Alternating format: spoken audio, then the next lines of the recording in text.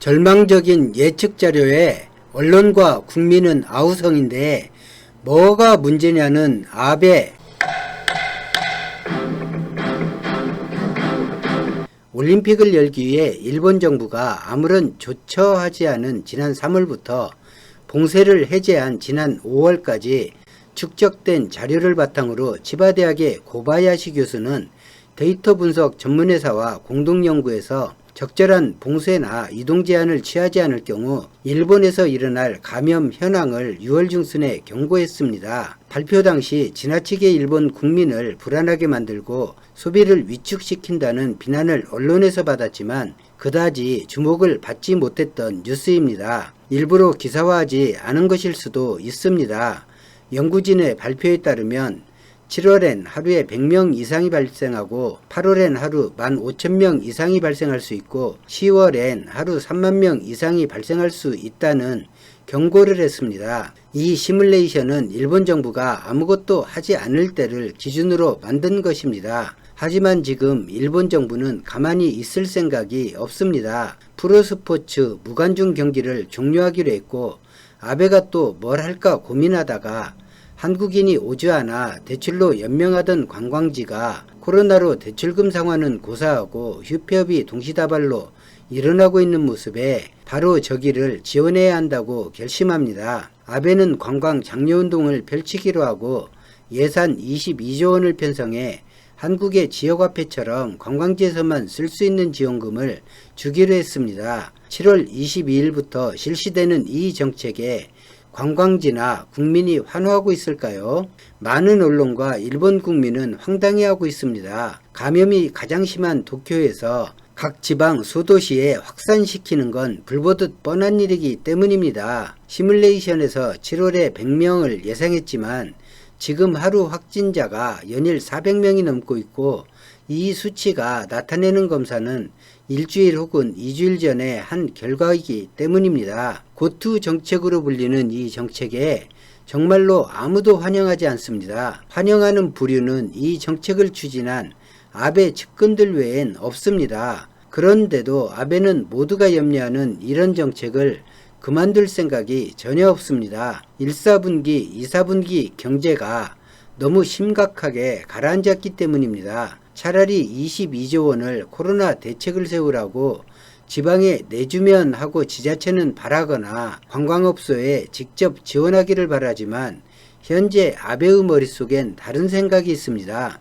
헌법을 개정하여 전쟁국가 즉 방어만 해야 하는 국가에서 먼저 공격할 수 있는 국가가 되는 것과 그러기 위해서 자신이 연임해야 한다는 생각이 가득 차 있습니다. 현재 차기 총리 후보군 중 헌법 개정 의사를 강하게 나타내는 후보가 없다는 것이 아베와 우익에게 조급함을 안겨주는 것 같습니다. 아베가 연임하기 위해서는 현재 지지율로는 어렵습니다. 중의원을 해산하고 헌법 개정을 내세워 압도적인 승리를 한다면 고대하던 헌법을 개정할 수 있고 자신도 사연임을 할 수 있습니다. 중의원을 해산하고 선거를 치르기 전에 민심을 얻기 위해 마련한 정책이 고투 정책입니다. 이 관광은 일본 내수 경기에 의외로 비중이 큽니다. 관광지에 사람이 몰리고 관광지가 살아나고 경제가 살아나는 모습에 국민이 정부에 신임을 보내는 그림을 그리고 있는 것입니다. 그러면서 최근에 국민에게 이런 주문을 외우고 있습니다. 코로나와 함께 살아야 한다.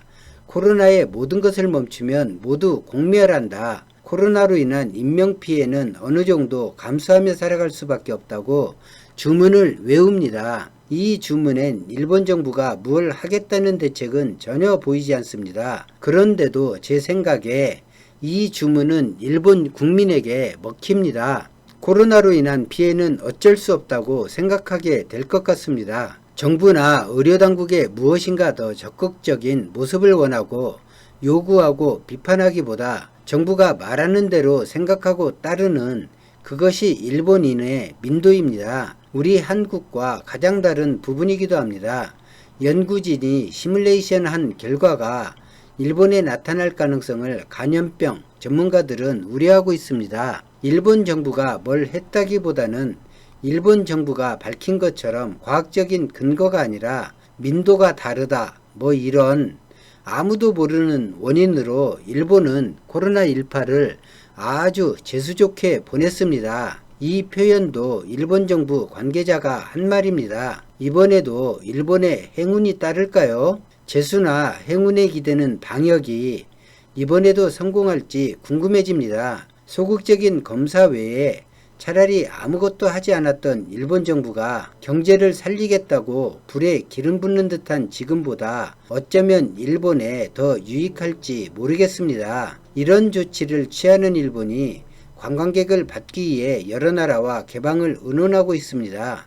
한국과도 개방하자고 요구할 것 같은데 입국하는 사람 중 일본인은 자가비용으로 반드시 2주간 격리해야 할 것 같습니다. 일본은 대량의 전투기를 사고 노골적인 군사팽창을 하고 있습니다. 일본이 전쟁 가능 국가가 되는 것은 미국이 원하고 일본 우익이 원하기 때문에 머지않은 시일에 이루어질 것입니다. 걱정하기보다 팽창하는 일본의 경계를 늦추지 말고 언제 무슨 일이 발생하든 대처할 수 있는 자세를 갖추어야 할 것 같습니다. 문재인 대통령이 6.25 70주년 기념사에서 밝힌 다시는 빼앗기지 않겠다는 의지는 준비와 행동이 함께해야 지켜질 수 있습니다. 그리고 우리 대한민국은 충분히 강합니다. 국민의 싸움에 대한 의지도 낮지 않습니다. 오늘 영상은 여기까지입니다. 고맙습니다.